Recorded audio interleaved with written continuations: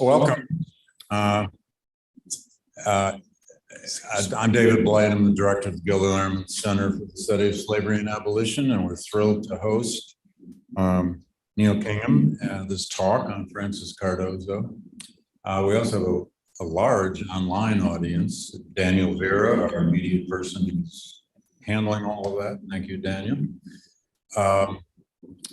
It's my first pleasure, though, to introduce my colleague, former colleague, esteemed colleague, Glenda Gilmore. We go back, well, even before I came to Yale. Glenda retired just a few years ago and is much lamented, I might say, among us Americanists. We miss her.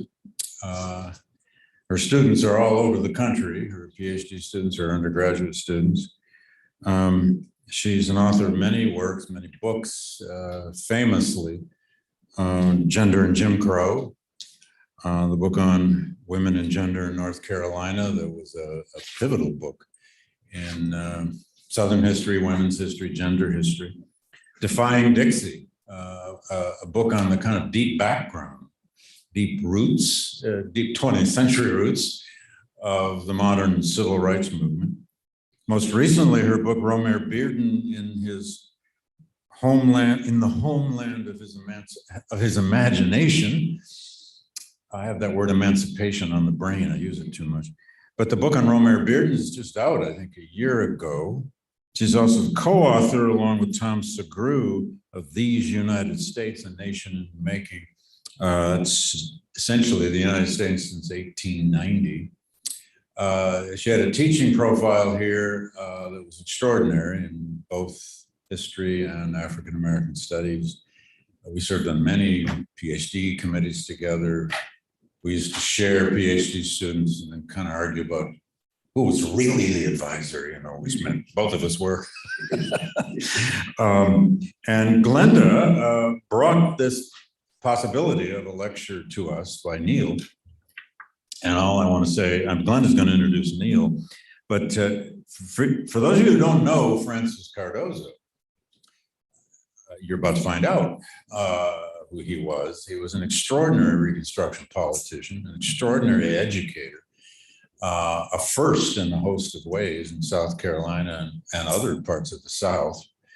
And the trajectory of his life is just amazing. And he even spent a period of time right here in New Haven. Glenda will introduce Neil. Neil will give about a half-hour talk or so, and then we'll have questions and answers. And Daniel, are we taking Q&A from the external crowd? Okay, good. And you'll probably bring me a laptop and I can pull them up. Okay, so without further ado, Glenda Gilmore.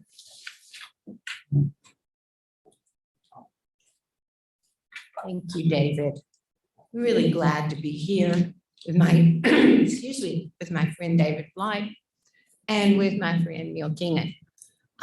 Neil, after a career in British government, the last position that he held was he was Director General of the UK's Equality and Human Rights Commission.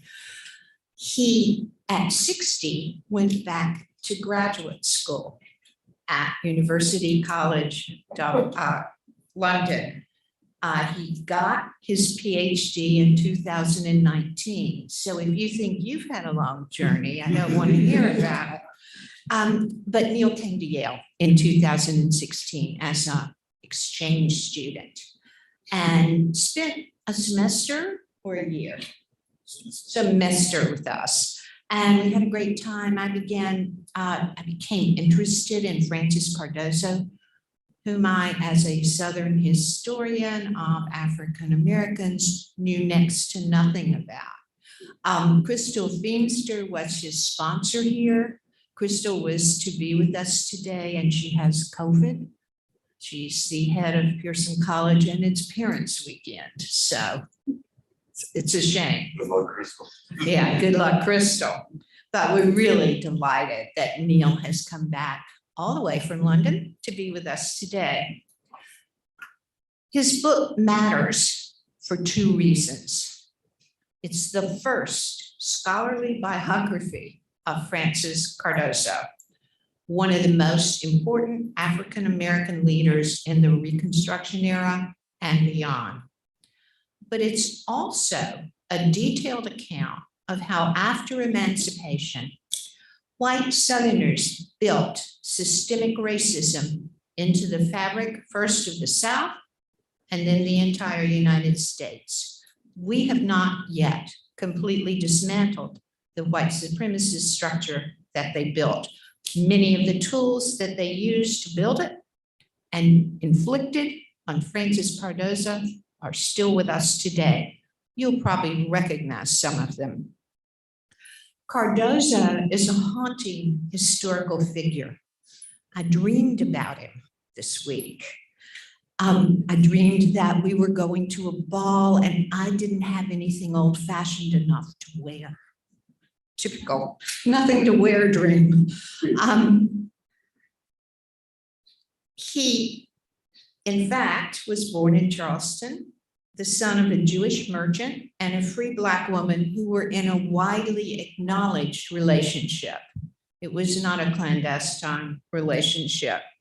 But as South Carolina tightened its manumission laws, the way that slaves became free in the buildup to the Civil War, both Cardozo's and his mother's status became very tenuous. At any time, they could have been re-enslaved. Only a handful of white South Carolinians had an education that could equal Cardozo's. He had 6 years of advanced study at the University of Glasgow in Sweden and at Edinburgh Divinity School. After emancipation, he was a minister in New Haven. Some of the people in the church that he was the minister in are with us today. He founded not one, but both of the most prestigious Black high schools in the country, Avery Institute and M Street in Charleston and M Street School in Washington, D.C. He won election to the offices, the state offices in South Carolina of Secretary of State and Treasurer. White South Carolinians knew one thing about him. He had to be stopped. While he was alive, they disrupted and undermined his successes at every turn. After he passed, the racist system that they had so carefully built to stop people like him lasted over a century and stunted Black Southerners' lives at every turn. But that wasn't enough for white supremacists. They had to erase Cardozo himself from history. They wrote the history books and they decided what to record in the archives. The lies and the omissions in those books and in those archives made it almost impossible to write his biography. That's why I'm so grateful to Neil Kinghan for this book. He has redressed a racist regime that first confined Cardozo himself and then his memory for over 150 years. As we listen today to Neil portray Cardozo in all of his complexity, you might ask yourselves two questions. Why did white supremacists seek to destroy Cardozo and people like him? And how did they design systemic racism to prevent other young Black men from striving to follow in his footsteps? To answer those questions, first think about the end of the Civil War. White South Carolinians who had lost their fortunes built on enslavement needed cheap labor to begin to amass those fortunes again. They knew that that depended on regaining control of the political system to keep former enslaved people and their children poor and in peonage. So why did they work so hard individually against Cardozo? Because for white supremacy to succeed, someone like Francis Cardozo could not exist. If white people wanted to provide only 2 years of public school for Black South Carolinians, they had to prove that Black people were not educable. A Black University of Glasgow and Edinburgh Divinity School student would give the lie to all of those suppositions. He could not walk among them. If white supremacists wanted to regain political power, and they did, it was the cornerstone of their economic future, they had to eliminate Black votes. So they argued that these uneducable people shouldn't vote because they were illiterate, while making them illiterate by only offering 2 years of school. If some Black voters managed to become literate, white supremacists would then argue that these literate Black people were shysters who practiced fraud that would corrupt good government. If the literate voting Black man was an honest minister, they would argue that his motivation for participating in politics was to gain power over white women whom he secretly coveted. The story was a loop and went on and on. Francis Cardozo gave the lie to all of those premises. Therefore, white supremacists must thwart and ultimately eliminate any Black man who could inspire others by his example or who dedicated himself to their education or good government. So how did white supremacists succeed in excluding Black Southerners from politics and then erasing them from history? W.E.B. Du Bois said of Southern white supremacists, quote, "They are throwing every obstacle in the way of the colored people and then pointing to their difficulties as an argument to re-enslave them." Kinghan's book deftly details how they did this by limiting access to education and jobs, by taking the vote away from Black people through rigged literacy tests and complicated voting systems, and by using violence and murder to control them. But they also, as Kinghan says of Cardozo, they wrote them out of history. The white newspapers of the time were filled with fake news and outrageous stories, just like Fox News would be today. White historians wrote history books. Southern archives did not collect Black newspapers and yet collected all of the white newspapers.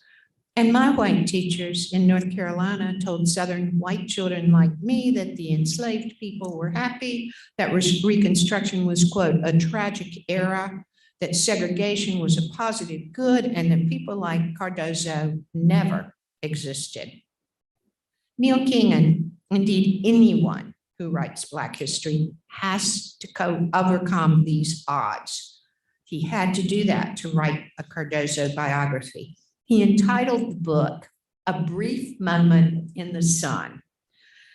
But I think that your work, Neil, means that it's no longer a brief moment.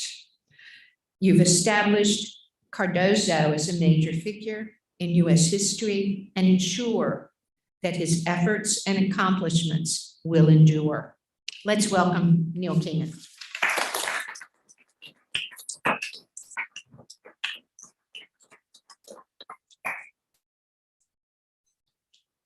Thank you very much, Glenda. Thank you to all of you for coming. I'm delighted to be here today to talk to you about my book and its subject, Francis Cardozo. The book's mainly about South Carolina and Reconstruction after the Civil War there. But Francis Cardozo, as both David and Glenda have said, also lived here in New Haven. He met and married his wife, Catherine, here. I was lucky enough to spend a semester here in 2016 as a postgraduate exchange student at Yale, so I have more than one reason to be here today to give this talk. My name is Neil Kinghan. I'm an Englishman who's always been interested in American history and politics. I worked for the British government for most of my career, and when I retired, I decided to study US history. That's when I came across Francis Cardozo. The more I found out about him, the more fascinated I became. This book's the result of my researches. But before I talk about my book, I should begin by thanking three people, two of whom are here, for their contribution to the book. The first is Crystal Feemster, who isn't here, unfortunately, because she has COVID. She was kind enough to sponsor me as an exchange student from University College London in 2016. She also allowed me to join one of her classes here, which I found inspiring, and from which I came away deeply impressed with the amount of work her PhD students were doing. So if any of you is doing a PhD student here, good for you. I should thank also David Blight, who is, among other things, as you know, the director of the Gilder Lehrman Centre, who generously hosted this event. David is the author of many fine books that I relied upon in my researches, most notably Race and Reunion, one of the best books on the aftermath of Reconstruction. Most of all, I'm very glad to have this opportunity to thank publicly Glenda Gilmore, Professor Emeritus, as she tells me she should be called, of American History and African American Studies here at Yale. I was very lucky to meet Glenda when I was here and to be able to latch onto her. She's been immensely generous with her help and support and her knowledge of 19th century American history. She read and reread versions of the book and the PhD which preceded it. She commented in detail and at length. It's completely true to say the book would not exist in this form without Glenda's help and her influence. I'd also like to thank Michelle Zacks and Melissa McGrath for organising today's visit and today's event and making things as helpful as possible for me. Glenda quoted the title of my book, A Brief Moment in the Sun. That quote comes from the writing of W.E.B. Du Bois, Black historian and sociologist, who wrote in his history of Reconstruction that the slave went free, stood a brief moment in the sun, then moved back towards slavery. And my book's mainly concerned with the brief moment in the sun that was Reconstruction.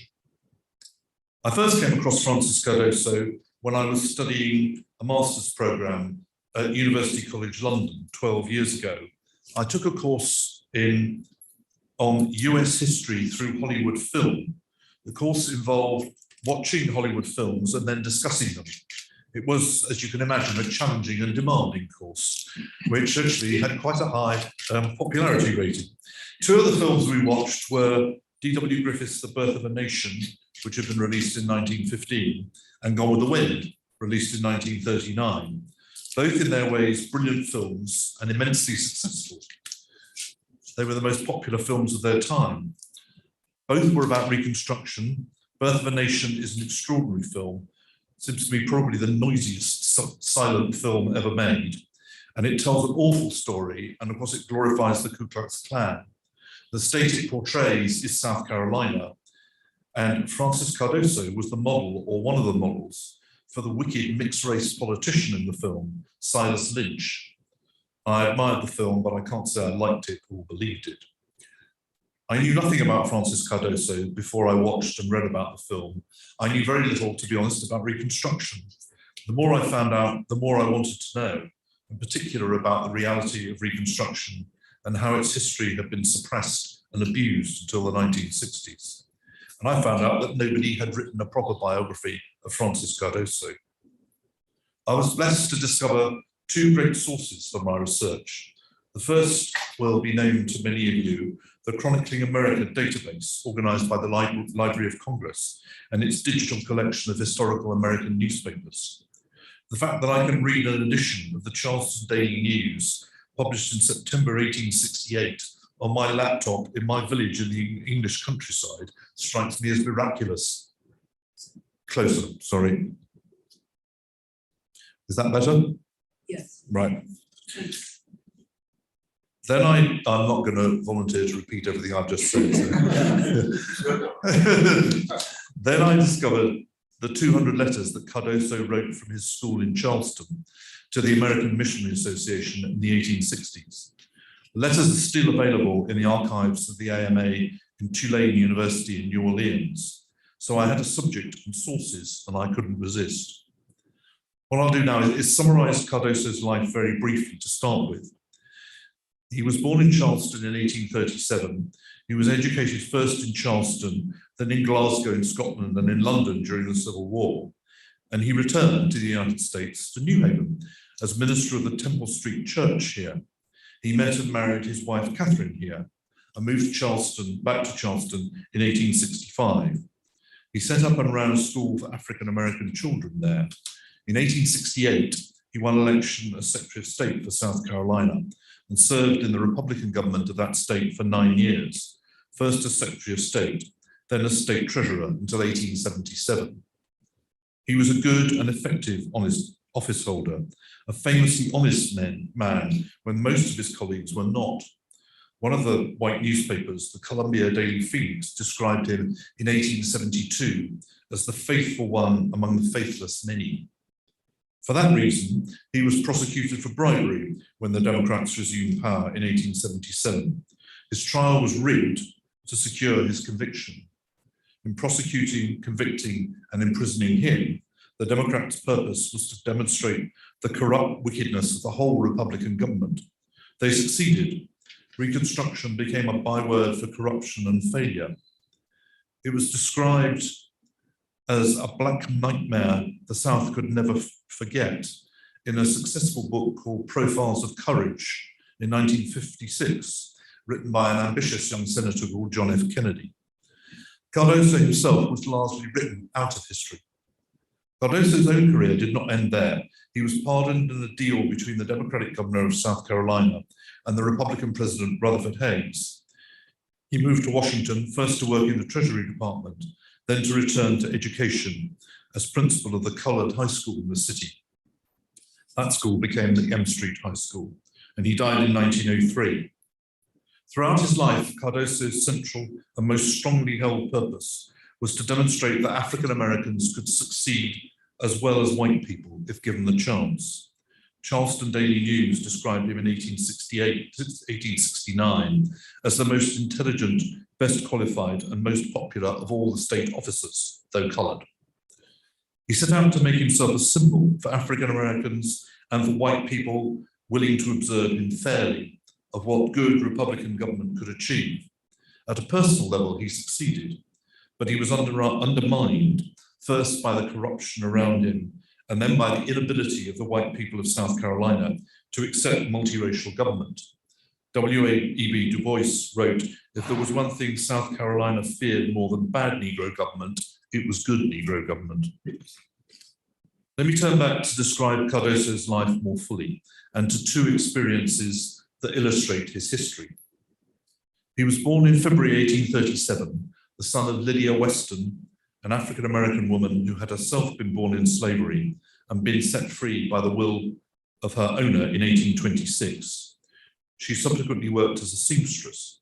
His father was Isaac Cardozo, a white Jewish man who was a leading figure in the Reformed Society of Israelites in Charleston in the 1820s. He worked as a weigher in the customs house. What that actually involved, I'm afraid I don't know. I can't believe he actually weighed things, but maybe. He had two brothers and a sister. Francis had two brothers and a sister, Henry, Thomas, and Eslanda.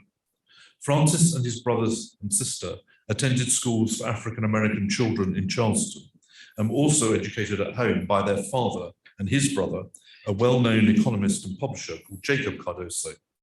They took their father's name, but he and their mother were not married, and they did not follow their father's religion. His Jewish congregation, Beth Elohim, did not accept people of color in its membership. The Cardozo children grew up in the black community of Charleston, not themselves enslaved, but under threat of enslavement as the local tensions increased in the years before the Civil War. Francis's father, Isaac, died in 1855, and the threat to the family became more immediate.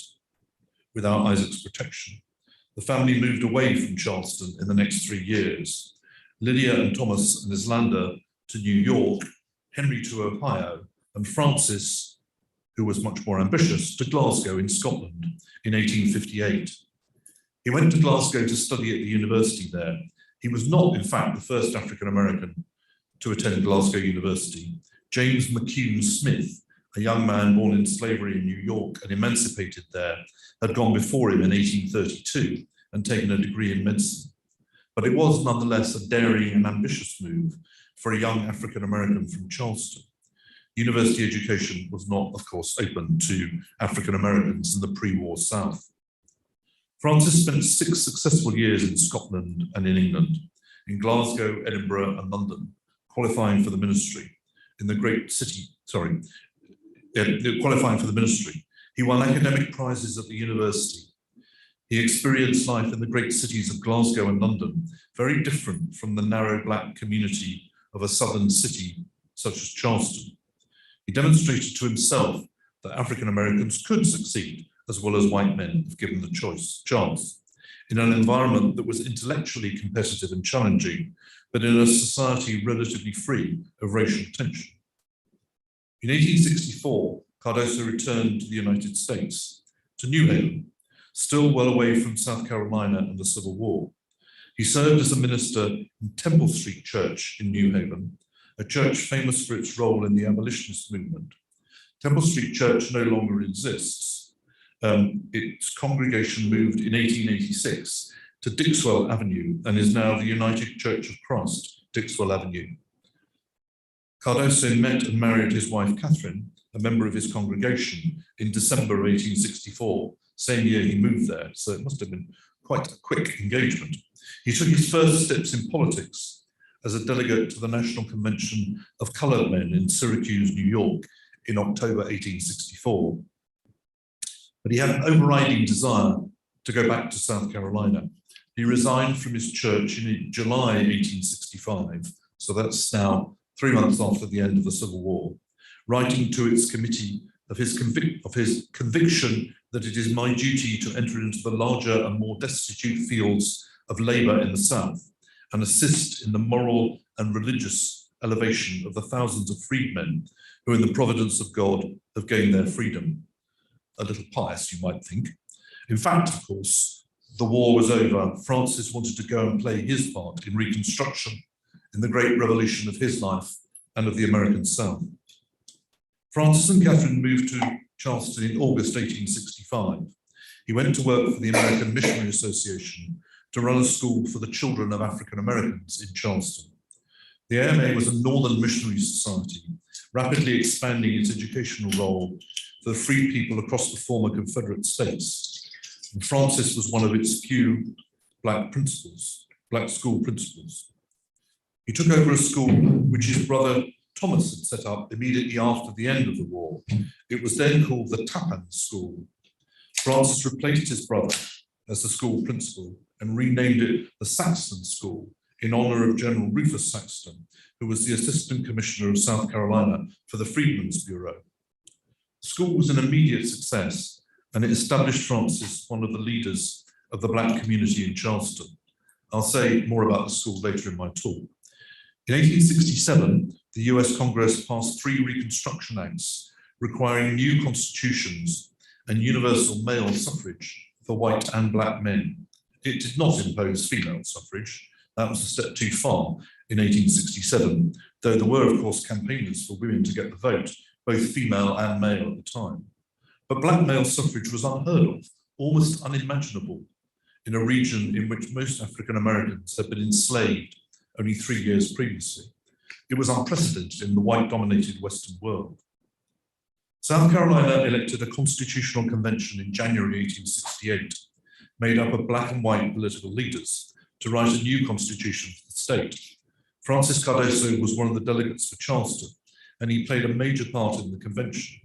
In April, the state elected its first interracial government, and Cardozo won election as Secretary of State for South Carolina, the first African American to be elected to a statewide office in the United States. The state government elected in 1868 was Republican, that is, the party of Abraham Lincoln. It was led in South Carolina by Governor Robert K. Scott. It was the first Republican administration in a state that had seceded from the Union in December 1860, following the election of Abraham Lincoln as president. South Carolina had gone to war to resist Lincoln's government. The Republicans were elected primarily on the votes of the African American population of the state. and they remained in office until 1877, sustained by the African American vote. Cardozo was the only African American elected in 1868. He was joined by others in 1870 and by African Americans elected to the US House of Representatives in 1872. This was genuinely multiracial government, and these were the governments of Reconstruction in South Carolina. Cardozo served throughout the Republicans' 9 years in office, as Secretary of State between 1868 and 1872, then as State Treasurer between 1872 and 1877. The state's previous white governments, before and after the Civil War, had been mainly concerned with protecting the interests of the dominant white families and keeping the black population, both enslaved and free, under control. The Republicans now sought to promote the interests of their poor populations, black and white, and to provide public services, in particular in education.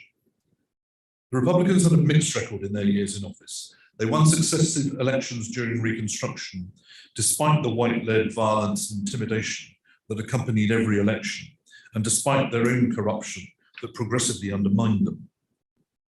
South Carolina elected 3 Republican governors in these years. The first was Robert Scott, elected in 1868 and 1870, a weak man who presided over an administration that became infamous for its corruption. Secondly, Franklin Moses, elected in 1872, who was corrupt enough himself to be known as the robber governor. Francis Cardozo took a strong personal stance against corruption in these years. In 1872, he tried to resign from Robert Scott's administration to take a post as Professor of Latin at Howard University, the African-American University in Washington.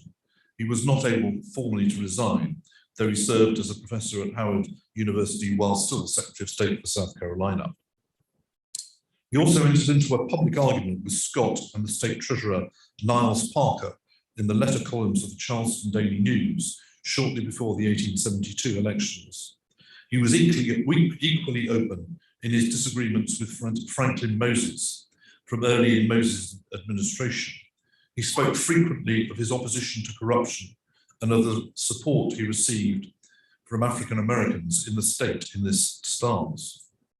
He had a much better relationship with the third Republican governor, Daniel Chamberlain, who set out to reform the administration of the state with Cardozo's help between 1874 and 1876.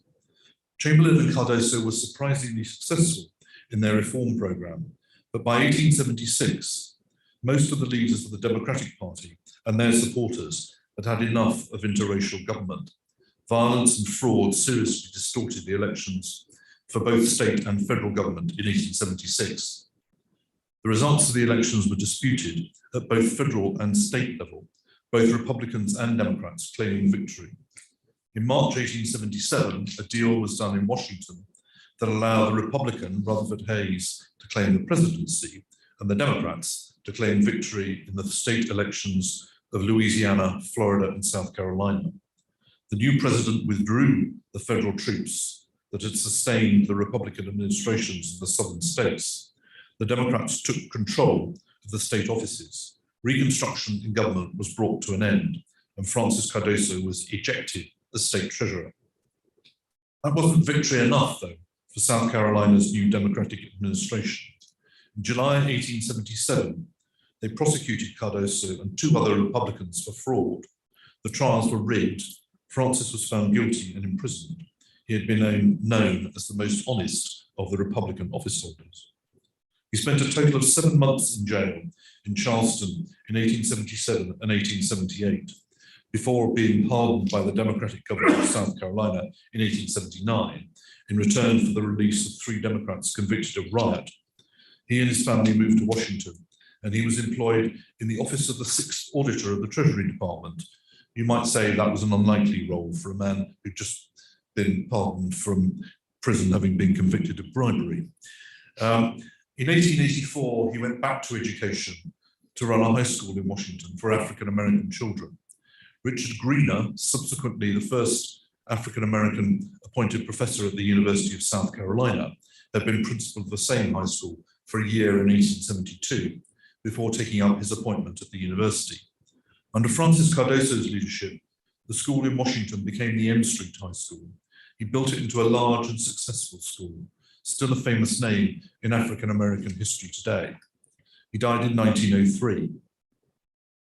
The achievements of Reconstruction included substantial progress in education for Black and white children, a measure of land redistribution to landless families, and the extension of civil rights to African Americans. It was followed by the removal of the right to vote and of equal treatment for African Americans. Jim Crow swept across the South in the last quarter of the 19th century and the first half of the 20th, bringing widespread discrimination, abuse, and lynching. As a result, many historians have described Reconstruction as a failure. I do not agree. I recognise that many of the achievements of Reconstruction were set aside. Very many Black people were mistreated. More than 3,700 were lynched under the rule of Jim Crow. But some achievements were very real at the time, and some have lasted. In 1868, 80% of the male African-American population of South Carolina voted in the state elections. 67,000 men, most of whom had been enslaved less than 4 years earlier. The campaign to register them to vote and to persuade them to do so was a stunning success. Francis Cardozo played a part in many of the achievements of Reconstruction, in some of them a major part, including the campaign for voter registration. He also had a significant role in the history of South Carolina's Land Commission, the most successful organization of land redistribution in the southern states after the Civil War. Francis Cardozo was largely responsible for the success of its program. For most of the newly emancipated people, land ownership was their central economic objective. They had worked on the land throughout slavery. Now they wanted to own their own land. The commission began badly in 1869, led by its corrupt first commissioner, Charles Leslie, but it was transformed in 1872 by the decision of the state legislature to transfer its powers to the Secretary of State, Francis Cardozo. He reorganized its operations completely, sacked its corrupt agents, and replaced them with an effective and honest administration. He changed the terms of the land for sale to reflect its real value. The changes worked. Under Cardozo's control and that of his successor, another African-American, Henry Hayne, the commission had by 1876 distributed land to 14,000 families, 70,000 people, 14% of the non-white population of the state. Cardozo brought to its management his personal integrity and a powerful capacity for effective administration. The Democrat governments that followed Reconstruction did their best to reverse these achievements, pulling back land ownership into the hands of a small number of white families. But the commitment of Black families to land was strong. By 1910, as many as 20% of all farm owners in South Carolina were African American. Jim Crow undermined the progress made during Reconstruction. It did not bring it to an end. Still more was this true in education, Francis Cardozo's first and last career. His schools in Charleston and Washington were outstandingly successful. At the South Carolina Constitutional Convention in 1868, Cardozo was the chairman of the Education Committee. His committee established the system of education that was implemented during Reconstruction. The state treasurer, he ensured all the state schools, Black and white, were securely funded. But in 1869, as Reconstruction in government began, fewer than 10% of South Carolina children attended school. By 1876, more than 50% did. Here again, the Democratic administrations that followed Reconstruction did their best to undermine its achievements, reducing spending on Black children in education to $1.09 per child in 1915, while still spending $10.70 per child for white pupils. Yet the literacy rate among African Americans rose from 19% in 1870 to 47% in 1900. In none of these areas were Cardozo or Reconstruction wholly successful, but their achievements were substantial. And by 1876, the administration led by Daniel Chamberlain as governor and Francis Cardozo as treasurer had stabilized the state's economy and brought its expenditure under control. For a brief period, they began to win moderate white support. It was not enough. White supremacists in the Democratic Party promoted several incidents of violence in which African Americans were killed. They set out to intimidate Republican voters and to increase the Democratic vote by fraud. They followed the Mississippi Plan, following the example of their white neighbors in that state in 1875. Basically, they stole the election. The Republicans were defeated, but they did not fail. Let me end by describing two of the most important episodes in Cardozo's life.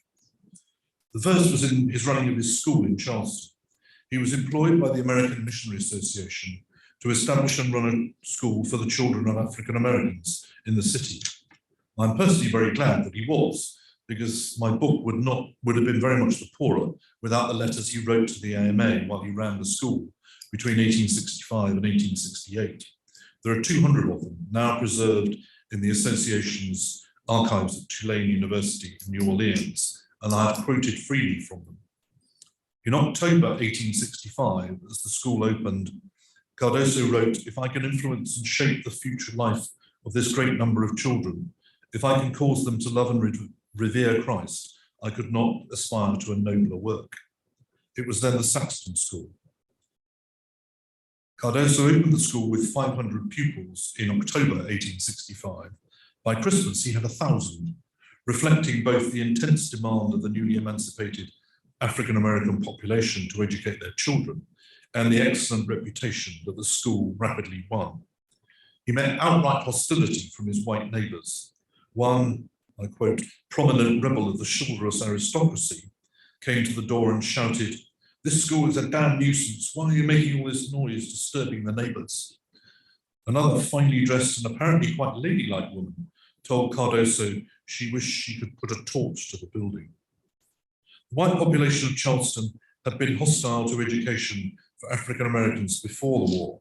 There was a complete ban on educating enslaved children. Most white people saw only danger in educating African American children at all. The legacy of opposition to their education was a strong one. But by early 1866, just a few months after the schools had opened, white attitudes had begun to change. In March, the school had a visit from the Episcopal Convention of South Carolina, a group of white representatives who, in Francis's words, expressed themselves very much impressed with our method of teaching. Cardozo and his teachers taught with traditional methods, and they taught a school population desperate to learn.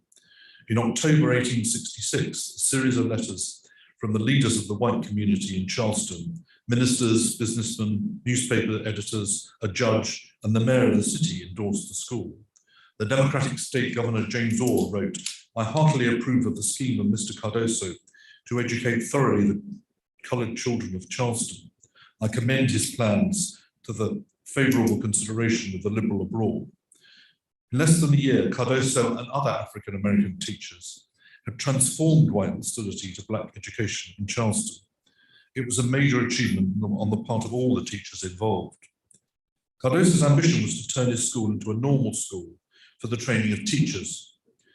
And in 1867, he secured a grant of $10,000 via the AMA for the purpose. The Avery Normal School was opened in Bull Street, Charleston in May 1868, a month after Cardozo's election as Secretary of State. It taught many of the teachers who went on to spread literacy among the African American population, and it continues today as the Avery Institute within the College of Charleston, still on the same site. That's a good story. The story of Cardozo's trial for bribery in 1877 is a murkier and an unhappy one. My main source for this story is an article by Professor Lewis Burke of the University of South Carolina, published by the magazine American 19th Century History, which I strongly recommend that everyone here reads, after you've read my book, that is. The Democrats assumed control of the State General Assembly in May 1877, following the withdrawal to barracks of federal troops in April. In June, they established a committee of inquiry to investigate allegations of misbehavior and corruption on the part of Republican office holders. In July, Cardozo was arrested, then bailed. He was re-arrested in October. He was one of 4 Republicans charged with bribery. The accusation against Cardozo was that he had conspired with others to issue a fraudulent certificate for $4,000, of which he would receive $800. The charge was patently ridiculous when Cardozo had set himself as the enemy of corruption throughout the Republicans' 9 years in office. In 1875, the News and Courier of Charleston described him as one of the strongest pillars of the present reform administration. Now he was accused of accepting a bribe of $800 when far more had been readily available. Chief witness against Cardozo was a man called Josephus Woodruff, formerly clerk to the Senate, and in the eyes of most commentators, at the centre of most legislative corruption schemes. Woodruff received personal immunity in return for his evidence and kept the mansion in Charleston for which he had paid $10,000 from his corrupt earnings. Neither Cardozo nor his lawyer, Samuel Melton, who was previously the state's Attorney General, believed that the accusation could be taken seriously. They were wrong. The judge summed up against Cardozo, and the jury, made up of 6 white men and 6 African Americans, found him guilty. Cardozo was sentenced to 2 years in the city jail, bail set at $35,000. That's almost $1 million at today's prices, which he could not find. The state Supreme Court rejected his appeal. Cardozo was initially resistant to the offer of a pardon because he believed that American justice would treat him fairly. He was wrong about that too. In the end, a deal was done in 1879 between the Democratic governor of South Carolina and President Hayes, and Cardozo was pardoned. He left South Carolina for Washington. Reconstruction had been defeated, so too on a personal level had been Francis Cardozo. It would be another 85 years before the Civil Rights Act and the Voting Rights Acts of 1964 and 1965 restored the political rights that Reconstruction had delivered in South Carolina in the 1870s. Cardozo went on to a new life and to new success as principal of the M Street High School in the city. He showed impressive resilience in his recovery from the events of South Carolina. His school became the best high school in the city, white or black, in the words of one historian. He demonstrated again his belief in his guiding principle that black children and black political leaders would do as well as white if given the chance. He was outstandingly successful in both his schools, in Charleston and in Washington. His name lives on today in the Francis L. Cardozo Educational Campus in Washington, and in the unlikely memorial of the Cardozo Metro Station next to the school. His own children had diverse careers in medicine, pharmacology, and education. His political legacy was carried forward by his granddaughter, Glenda Cardozo Good, who married a young actor and singer by the name of Paul Robeson, and went on to share his controversial political life. Francis Cardozo was arguably the most effective and influential African-American political leader to hold elective office in the South between the Civil War and the Civil Rights era 100 years later. He was living proof of the dishonesty of the myth of incompetence and failure that white politicians and historians created around Reconstruction. I hope you will agree that Cardozo's life was well worth studying, his history worth telling. He faced white hostility in his school in Charleston and throughout his political career in South Carolina. He confronted the corruption around him and remained true to his beliefs. Many of the issues that faced Cardozo are still with us today, though the political labels may be different, in the racial politics of the United States and of Europe. The progress that Cardozo and his colleagues made during Reconstruction would not be restored in the South until the 1960s. They were defeated by historical forces that were not ready for them. Cardozo should be remembered now for his achievements. He took the opportunity to prove himself as effective as any white man in the government of South Carolina and in his schools in Charleston and Washington. He deserves an honorable place in the history of the United States during the 19th century. His achievements and those of his government during the brief moment in the sun they represented in South Carolina should be remembered and celebrated now. Thank you for listening. I'm happy to take your questions and comments.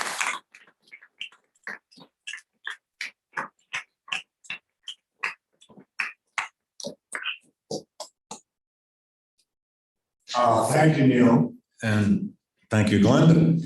Daniel, are we going to take, Daniel? We're going to take questions online too, or no? We are, okay. But Glenda, you're going to throw or float the first question. Yes, well, there's a button. Yeah. If I push the button, it's on. Okay. Yeah, I'll just start off with a question or two, go to online. We'll see who's got questions here. I think everybody sitting in this room in New Haven is interested in knowing anything else that you might know about his time in New Haven, his family, et cetera. And I realize that we might have some people here who know more than we do, so. Thank you. Yes, there are indeed people here who I suspect know more than I do about this, and if they want to join in, please feel free to do so. He was only here for a year. As I said, he met and married his wife very quickly. I mean, he took up his post in August 1864, and he was married by December to a woman called Catherine Howell, who was the stepdaughter of Amos Beeman, who had been also a minister of the Temple Street Church. I know not much more about her than that, to be honest. I do know that while he was here, not only did he meet and marry Catherine, but he started his political career. So he was a delegate for Connecticut at the Convention of Colored Men in Syracuse, New York. And he was also involved in the creating of a national monument to Abraham Lincoln after Lincoln's assassination in April 1865. And then, of course, he left in August. So he wasn't actually here very long. But I think the fact he was only, that's just things, so it was 1864 to 65. He'd been born in 1837. So he was only 27 when he came here. Which by today's standards is actually very young to be a minister and to achieve what he began to achieve then. But then, of course, there were other young people who were doing at least as well at the same time. Great, thank you. No, I was going to reserve the second question, if that's okay. Is that right? Okay. And then please jump right in, and Michelle is going to take the questions online, which is good. I didn't know how I was going to see them here. I'm interested in many aspects of this. A couple of these are relatively factual questions. I'm embarrassed I don't know. Did he ever write a memoir? Did he ever write a memoir? No, he didn't. Yeah. There's very little. Because the trajectory of this life would have lent itself to a stunning memoir if he ever sat down to do that. I entirely agree with that. I think you will know, at least as well as I do, that the papers of African-American leaders were not well preserved. No. White archivists and historians were much more willing to preserve the papers of white political figures than they were of African-Americans. And there are speeches that he made, letters that he wrote, quotes from newspapers and so on, but no memoir, no. It is amazing what we do know about Black Reconstruction political figures, despite that effort. Secondly, just quickly, that land commission that he led for some time is a unique achievement in Reconstruction. I mean, and maybe you could comment just a bit more. I mean, anyone in the room who knows even a little bit about Reconstruction knows that, you know, the great if of Reconstruction was always, why wasn't there more property redistribution? Why not land, you know, land. But South Carolina actually did it. Yeah. And he directed it. They did. For quite some time. They did.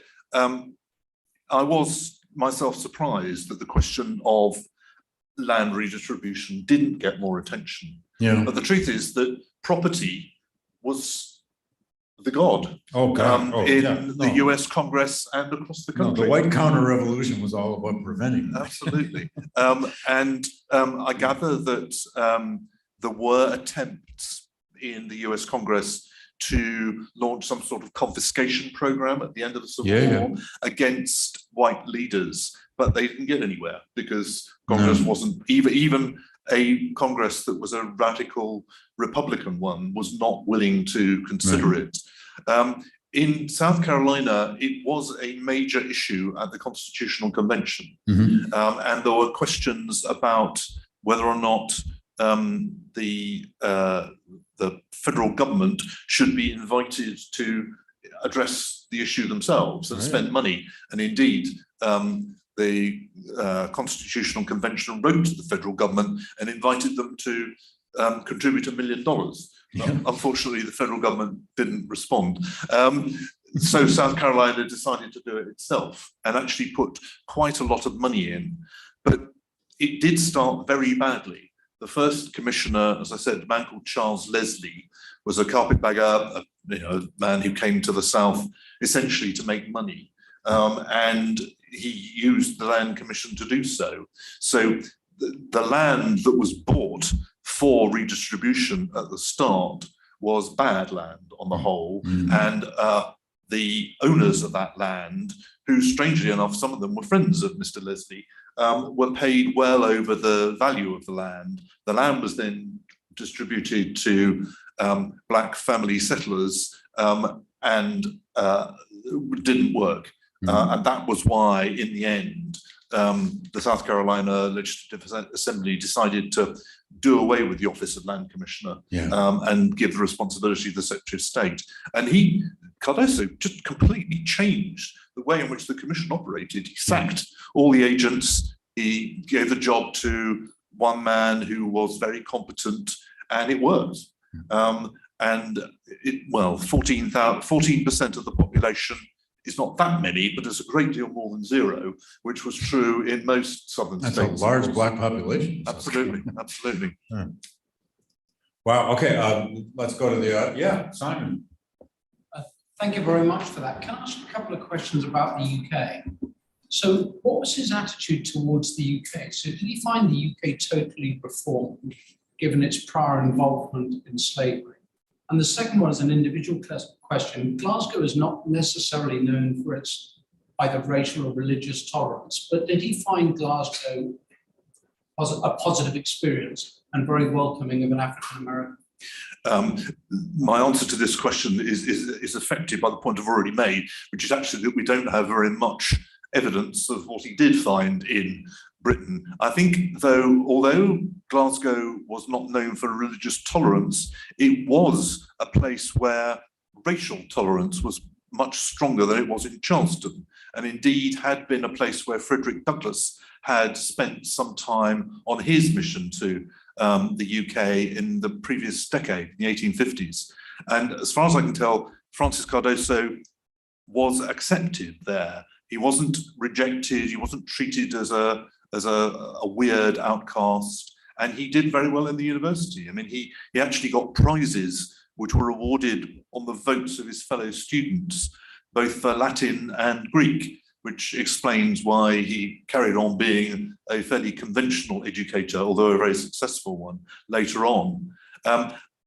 My strong impression is that what he really gained from his time in the United Kingdom was the clarity that he and other black people could do well if they were given the chance. If they weren't prevented from starting, as it were, as they were in the South, then actually they could flourish and they could be competitive with their white counterparts. And after all, although neither Glasgow nor London were sort of paragons of virtue, they were both very, very big cities. I mean, London was the biggest city in the world. And he was able to do well in both. And by the way, Neil, you and Simon might want to chat, because Simon, like you, has come here to do an MA a little later in the career. Is that safe to say, Simon? From the same country. Yes, by all means. But Cardozo is at Glasgow in the late 1850s? Yes, 1858 he arrived, and he went, and he was at university for 3 years, till 1861. That's fascinating, because Douglas was there, of course, in the 1840s, in the middle of one of Scotland's internecine ecclesiastical wars, whereas maybe some of that had worked its way out by the 1850s.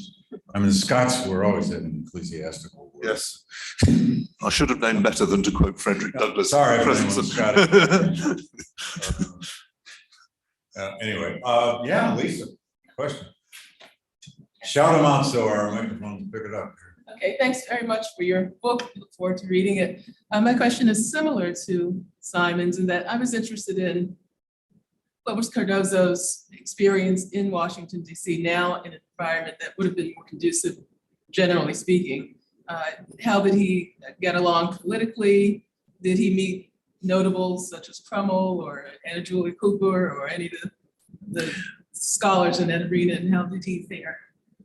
Thank you. Well, he went to Washington twice, of course. He went in 1872 when he tried to resign from Robert Scott's government as Secretary of State, and he was actually Professor of Latin at the Howard University in Washington for in that year, and seems to have done quite well because after the end of Reconstruction, he actually applied to be president of Howard University. He wasn't appointed. It was a white man who was appointed. In fact, it was a long time before Howard University appointed a black president, which is somewhat ironic for a black university, but that's a different issue altogether. Then he went back.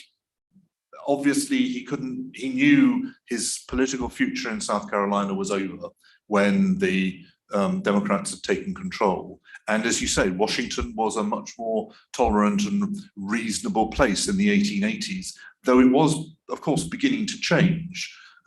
Jim Crow, the influence of Jim Crow was spreading into Washington at the end of the 19th century, and indeed carried on doing so at the beginning of the 20th with presidents such as Woodrow Wilson, who were motivated by a different racial approach. Woodrow Wilson, incidentally, actually spent part of his childhood in Columbia, in South Carolina, where his father was a minister there. Anyway, Cardozo did not take part in politics. He seems to have, as it were, abandoned the Republican Party, or rather, the Republican Party abandoned him at the end of the 19th century. Daniel Chamberlain, who'd been the last governor, did not abandon him and wrote letters on his behalf. But other Republicans had largely lost interest in supporting African Americans in the South.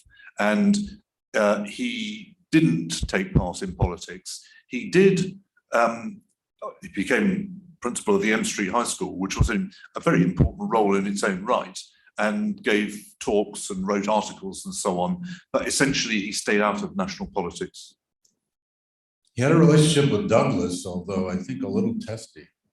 I think Douglas wrote recommendation for him at least once, but actually, I don't know about that. That may well be the case. I'm not sure that he would have presented. I mean, he wasn't. I've presented him as a good man who sought to do good things. Yeah. I'm not sure he was a terribly easy person, though, or good at getting on with people. Cardozo? Neither was Douglas. No, well, there you go, which might explain if they didn't have a very good relationship. And that whole, it's a fascinating phenomenon, that whole professional class of African Americans in DC at that time. Yes, and they had bitter rivalries, which leadership groups always do. Yes. But he was very much part of that. And some were Southerners and some were Northerners. Yeah, yeah.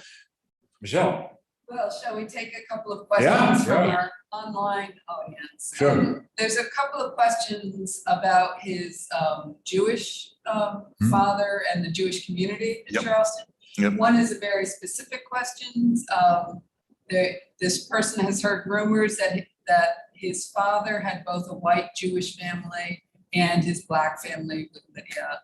And is that true? And the other question is more generally about his Jewish connections. Did those help or hinder him in terms of discrimination?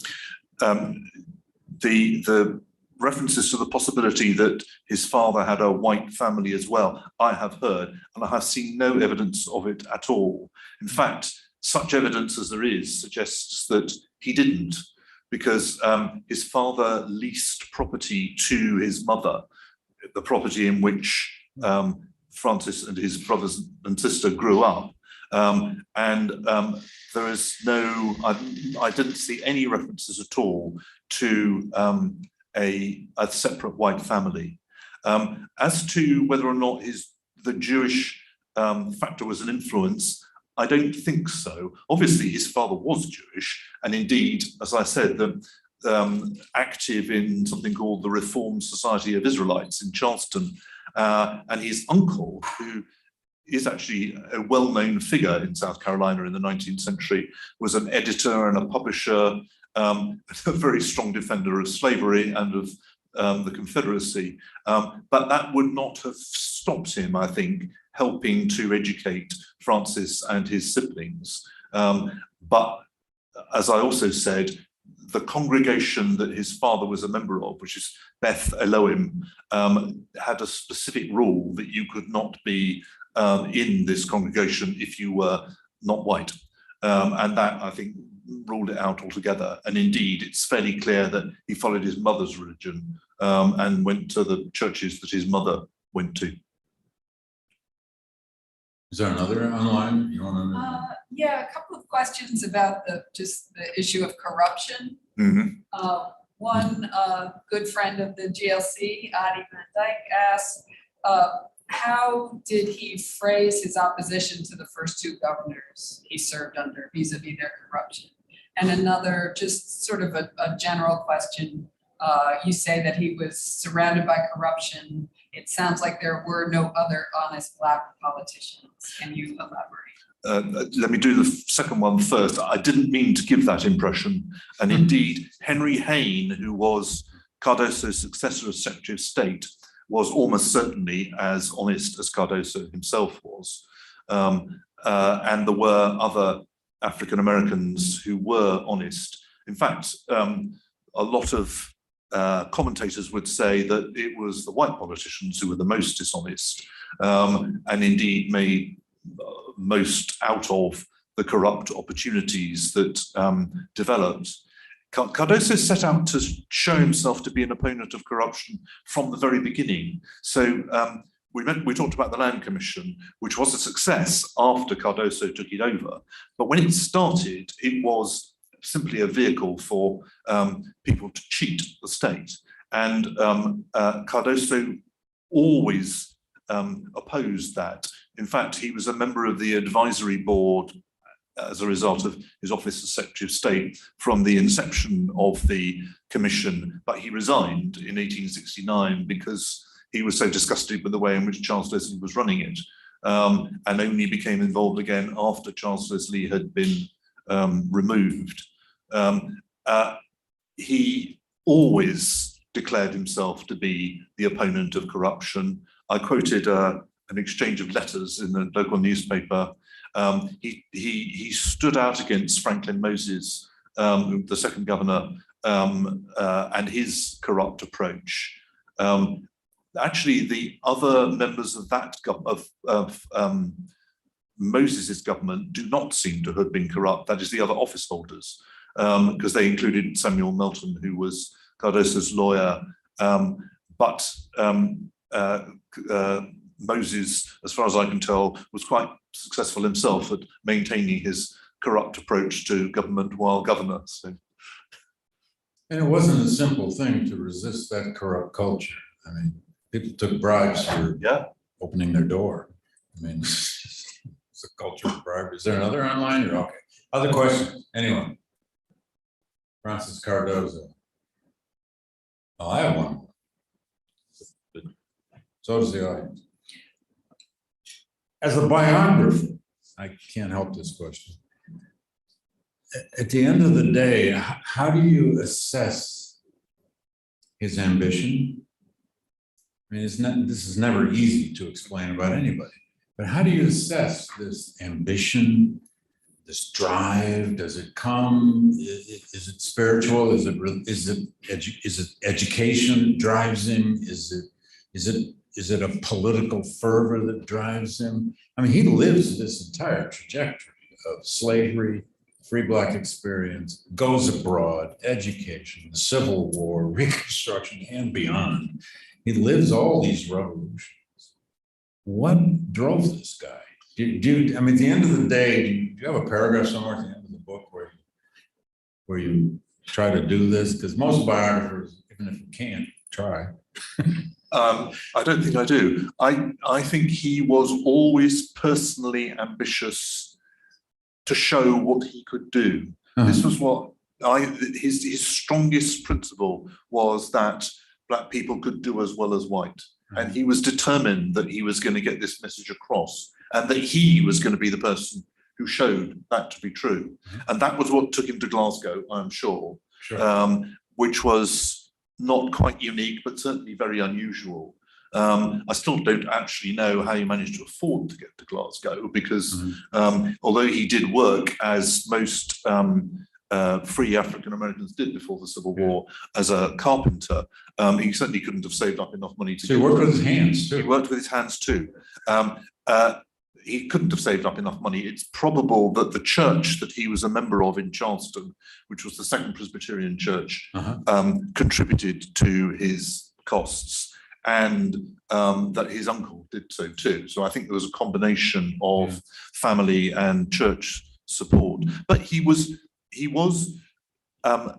ambitious, as I said, to show what he could do and to be seen as a symbol of what African Americans could do. His religious beliefs were very strong, certainly, although he didn't act when he worked as a minister at the Temple Street Church here, but he didn't work as a minister at all in South Carolina. He occasionally spoke at church services, but there wasn't any evidence of his wanting to rejoin the church. I think he wanted to show that African Americans were as good as white people, and he was determined to do that all his life, and that was what drove him forward. Yeah, Ben. Yeah, I'm interested in the relative success of the Land Commission and the redistribution of land in South Carolina under Cardozo particularly, compared to other states. That, if I get the point correctly, that this happened much more successfully in Reconstruction in South Carolina than elsewhere. Do you attribute that specifically and particularly to Cardozo's drive and determination, or to the specific problem of land maldistribution in South Carolina that called for a solution much more clearly in South Carolina? Was there such maldistribution of land? Was it concentrated in much fewer white hands in South Carolina than in other states, or was there a much higher rate of African Americans living in South Carolina who were landless in South Carolina than in other states? Or so was the problem so serious that it just had to be addressed, and more likely to be addressed more successfully with some federal assistance than in other states?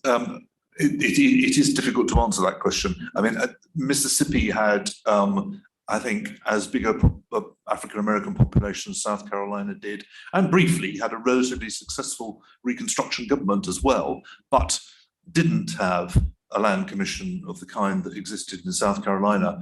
I think, some people have written, if Reconstruction was going to work anywhere, it had to work in South Carolina, because there was so much, there were lots of able politicians there, of whom Cardozo was one, but there were others as well, who were driving it forward. And it was taken very seriously at the Constitutional Convention that I quoted. Obviously, they weren't in a position to do anything about confiscating land or anything like that, although some of them might have wanted to do so. I think it happens that, well, if it was going to work anywhere, it had to work there. That might have been true. Why it worked there more successfully, I think, was partly that the drive of African Americans to own their own land was very strong there, partly because South Carolina was lucky, because it had Francis Cardozo and Henry Hayne who actually drove forward the Land Commission and made it work.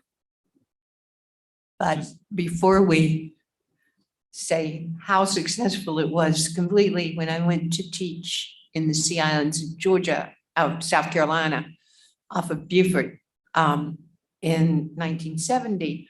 My students' families didn't have deeds. They never got their deeds for their land from the Civil War and emancipation. They just lived on the land. And so they couldn't acquire any wealth because they couldn't sell any land. And developers came in and relieved them of that land because they had no deeds.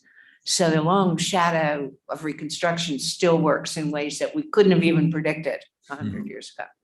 I entirely endorse that. I went to Beaufort partly to see that, but also to visit the schoolhouse where Laura Town taught. She was a white woman from the north who went in, I think, 1861 or 2 to teach African American children and never left, except to go home for holidays.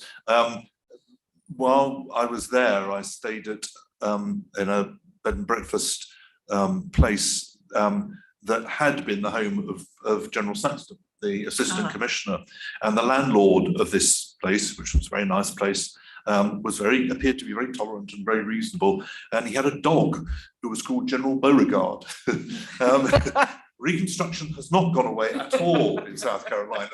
And you know, as you two know, Reconstruction started earlier in South Carolina. They've been at this since the middle of the war.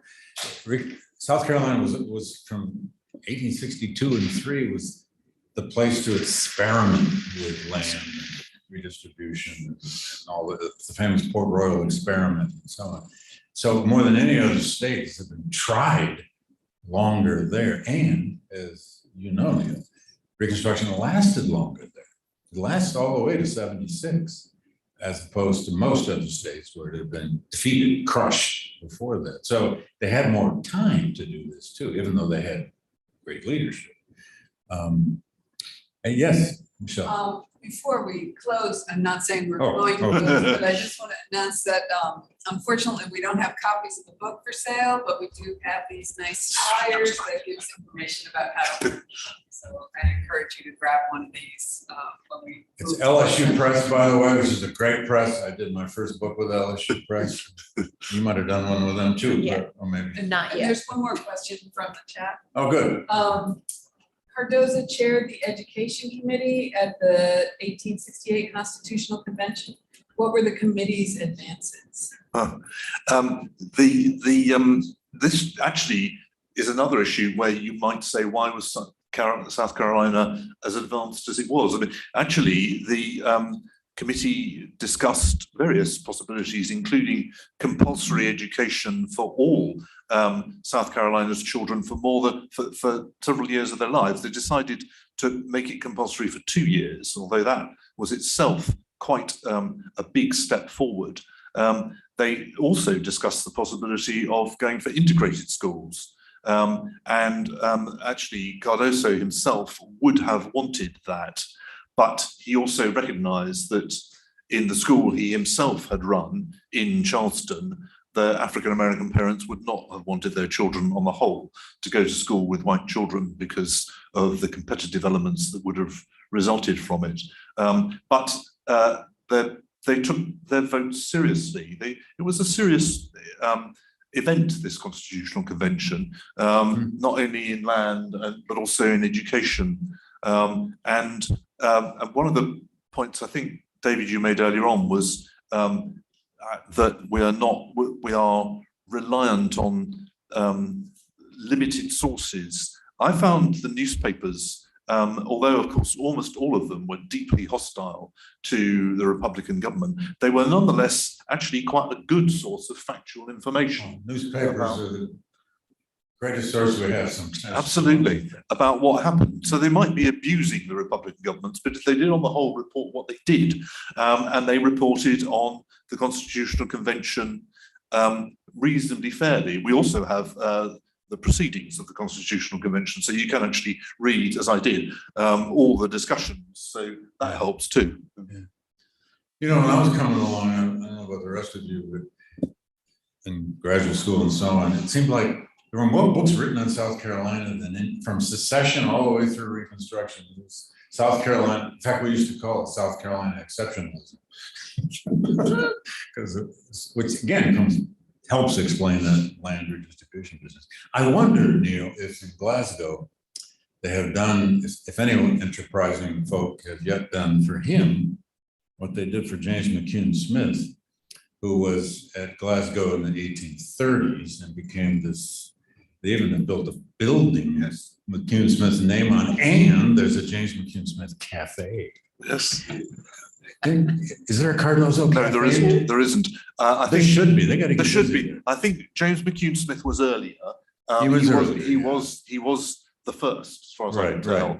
But you're right. They do celebrate him quite strongly, whereas they don't celebrate Cardozo. New classroom building. Yeah. For James McCune Yeah. Smith. No, they don't. They don't celebrate Cardozo nearly. I mean, he has his own page on their website. That's about as far as it goes. The guy who owns the cafe, by the way, claims he's a student of the Scottish Enlightenment. He says McCune Smith's part of the Scottish Enlightenment. Okay, why not? Anyway, yes, final question. Oh gosh, it's 2 questions, but sure. 2 final questions. So first, just to go back to the first question you actually about the British Empire, I mean, just as someone who studies colonialism, British India, did he have anything to say about the British Empire? I'm always struck by what a symbol of hope it is for Black people in the US. And for anyone who's studying my context, it's just such a contradiction. Just anything about that. And then you discovered him and brought him to light in sort of your own journey. Is there anyone else that you discovered in discovering him that might be the subject for your next book, or that you want others to, look into and write another book about? Thank you. I found no evidence that he regarded the British Empire as a wicked institution, or indeed was in the least bit interested in the British Empire. I mean, which is slightly surprising, given that the British Empire was quite big at the time and was quite obvious to people in Scotland as well as in England. He seems to have focused on his studies. As to what I might do next, well, actually, I do have a thought. My friend, who's the former professor of law at the University of South Carolina, is very interested in a man called William Whipper, who was another African-American lawyer in South Carolina, and wants to do some work on him. And I'm very interested in his wife, who was called Francis Rollin. And some of you will have heard of the Rollin sisters, who were 5 African-American women born before the Civil War and who were activists after the Civil War. And one of them was Francis Rollin. She married William Whipper. So there is a possibility of a joint biography on the 2 of them. This is a never-ending thing, especially these Reconstruction Black figures. I mean, Robert Small still needs a great new biography. He's just another South Carolinian. He is, although he's actually just had a relatively new biography. There is. Yeah. He's, and others. It's interesting about the British Empire, though. I've always found this fascinating because so many of the Black Americans who went to England for whether it was for 2 months or nearly 6 years. or years, in the case of Cromwell and Cardozo, they tended to become Anglophiles because Britain was an opening for them. It was their education, flower. I mean, Douglas came out of his experience there a lifetime Anglophile and a Robert Burns fanatic. I mean, he couldn't help himself. So, I mean, their experience was so open in Britain and Ireland and Scotland, as opposed to America. I'm sure Cardozo had never experienced the I think that he experienced. I think that is the point, that he wasn't treated as a Black person first and somebody else second. He was taken seriously, and he was able to compete with the white students at the university. And that was such a different experience from that which he'd had in Charleston or indeed would have had anywhere in the South, I think. And they were conquering, well, these were the great universities in the world. Yes, yes. Well, Glasgow University was I mean, ironically, a far greater university than most in the United States. Yeah. Yeah, do you know something about That's Glasgow? really interesting because by this time, by the time that he's going there, commentators on West Indian emancipation had turned toward, British commentators on West Indian emancipation had turned toward completely racist interpretations. Yeah. That it failed because blacks were lazy. And that interpretation was, of course, quite popular in the antebellum South. And so, if I'm not mistaken, doesn't Douglas have a very different experience the second time he goes? Somewhat different. Somewhat, like he's called the N-word, and Well, there's and minstrelsy, there's Yeah, blackface and minstrelsy. he got caught up going to watch minstrelsy, and he hated, And which wasn't there a decade earlier. Exactly. American minstrelsy. so there's a and you know, and there's an emerging racism within Yeah. British society, which may not extend to Glasgow. I don't know. Maybe it's different. It might not be that it was so relevant in Glasgow. It might not be that it was so relevant in the school, the college, the seminary that he was in London either, which was in Bloomsbury, which ironically is where the University College London is. And it might be that, again, he was there dealing with people who were less interested in that business. You know, he went to Ireland? Did he go to Ireland? To Ireland. I don't know. I don't think so. Just curious. No. Douglas loved the Irish in Ireland. It was the Irish in New York. He had problems with. Yeah. Anyway, is that our last question? Anyone else? A follow-up? Ben, you look like you got it. Go ahead. Just on that issue, Catholics in Ireland got the vote, before the famine in the 1830s. So when would it be likely that black people could vote in England? Or what would the date be? I don't think black people in England were prevented from voting because they were black. I think it was a property issue, and obviously a gender issue as well.